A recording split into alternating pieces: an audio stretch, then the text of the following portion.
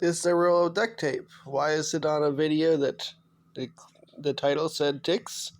Well, I'll show you. As we find ticks on our body, we often stick them on this tape. I wanted to talk about ticks. This video is going to be about prevention, also how to deal with them when they're on your body, and probably some things like that. How to get them not to bite you. And then at the end, I'm going to talk some stuff. I plan to talk about some religious opinions about ticks. They're probably not what you're expecting. So the first thing I wanted to talk about is in the middle of the screen, there's 3 ticks there, and they're all different sizes. Big one on the left, and then we go middle one is medium, and right one is small. And they're probably all the same species of tick. That the ticks have like a metamorphosis stage where a small one eats blood, grows into a medium one, it eats blood, then goes into a bigger one. And I haven't found any of the real big ones, so I think there's a 4th size that we haven't found yet this year that is even a lot bigger than the big one. This one's an extra tiny one. Yeah. So when you kill one, you're actually killing it and the next generation and the next generation. The biggest ones, when they get full of blood, they have babies, potentially 1,000 per tick. So I do not recommend letting them live. It's much more about prevention and doing things with your body so your body chemistry stops them from sucking blood on you. That'll reduce what we feed them, but they can get food from wild animals. So you want like a multi-level tick prevention plan. Protecting yourself, but then also if you're on land where you're going to be frequently, you want to actually like eradicate them or minimize their population. So the first thing I'm going to talk about is the way ticks hunt. And it only took me a couple seconds to find this, but in the middle of the screen you see a tick on the edge of a plant. They go to the edge of a leaf and wait for somebody to walk by. This tick is in a dumb spot. It's near a path, but not near enough for anybody to walk into it. So it'll get killed here in a moment. Might do that live on camera.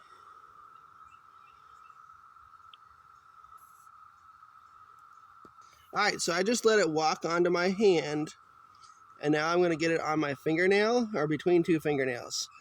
Can you zoom in really good on that? Yep, I can see it. Okay, then I just crush it between my fingernails, and that is the most effective way to kill ticks with just your bare hands. Now usually, much more fun and consistent is, and I crush it several times, is to put it on a tape like I showed you earlier.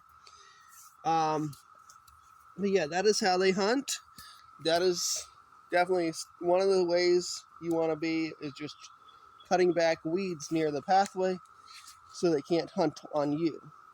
Also probably planting some strong smelling plants like mints and oreganos that they're not going to like as much.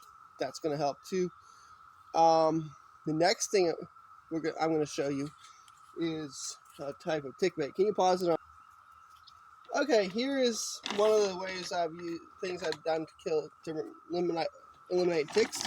There's like tick killer plus granules. So I'm going to go around spreading this type of stuff in the garden today, or not in the garden, but everywhere that's not garden.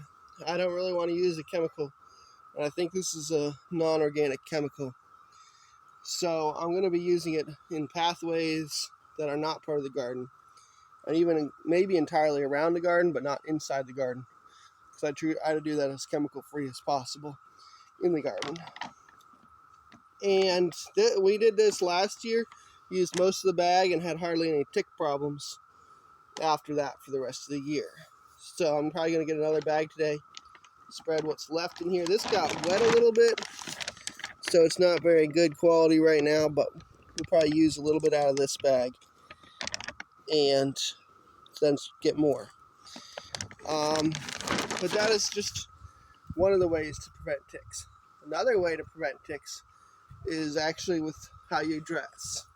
I like wearing Crocs, but if I'm really in a place where I expect ticks, you actually want to put boots in and lace up your boot around your pants. So that way a tick coming up has to come up here. Then you tuck in your shirt, and then this tick coming onto you has to come up all the way up to your upper body before it can find anything of you to bite. And likely by then, if you wear light colors, which is not what I'm wearing today, you would actually be able to see the ticks and pick them off of your upper body before they get to you.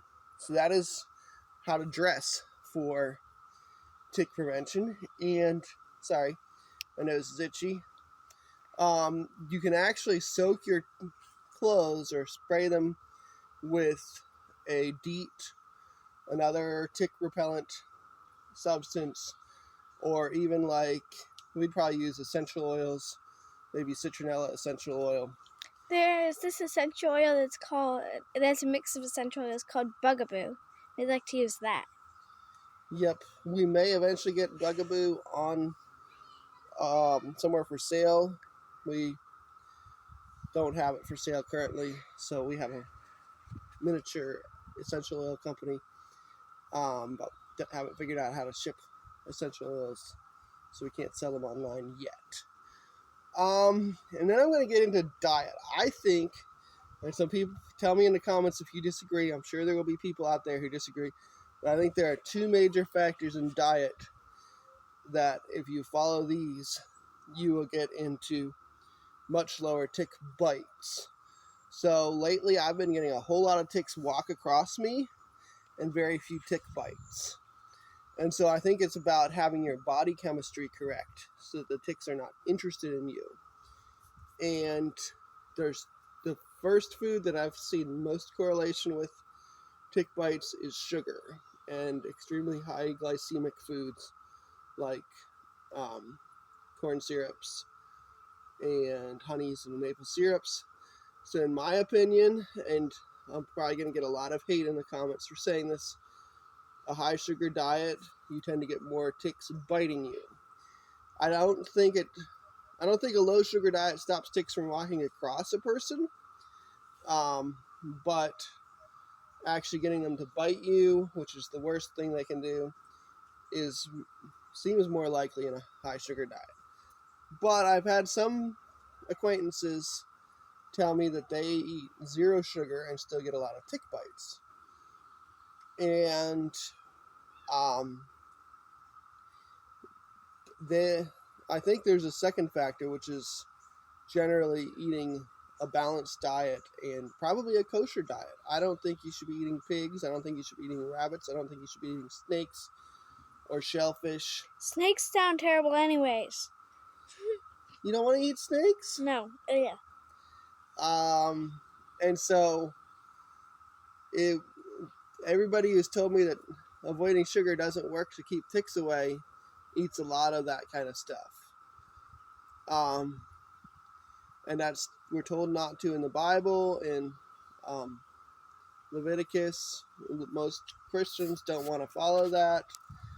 They don't understand that our Messiah knocked a whole bunch of pigs off a cliff, sent them running off a cliff. If they were a kosher animal like a goat or a sheep, he would have had to provide restitution to the owners when that happened. But because they were an unclean animal, that was just fair game to kill them. So our Messiah wasn't teaching that you should be eating pork.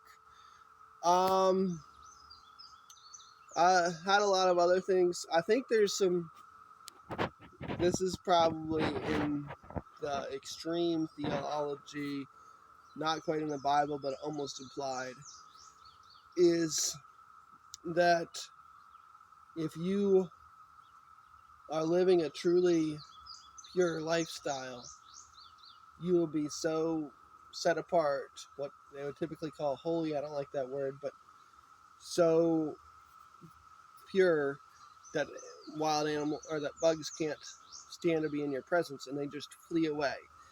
I don't think I ever achieved that yet. Certainly, if you walk through my house, it doesn't look that way because we got a bug invasion from like 20 different types of bugs right now in the house. Mainly flies and mosquitoes. And ants. And stink bugs. No, the stink bugs actually haven't come back this year. And I killed a wasp in there last night, which was much more concerning to me. So maybe only 5 or 10 types, but it just seems like way too many types of bugs in our house right now. And ticks all over us. We were gone for a couple days, and we come back and walking through our woods once or twice. We got covered in ticks. Not me. So, which we did eat. We were at a wedding in another state, so we did eat a lot of delicious foods so we didn't follow our sweet policy quite as good. The other thing I want to talk about, which I should have done earlier in the day, is really cutting back your weeds, mowing your grass. A lot of your shorter grass and cleaner pathways are going to have less ticks. These are huckleberry, or not huckleberries, honeysuckles. This is honeysuckle. That's I call maybe a I don't know what it is. This is a tulip poplar. I call so many things huckleberries And for some reason. Can you end the video? That's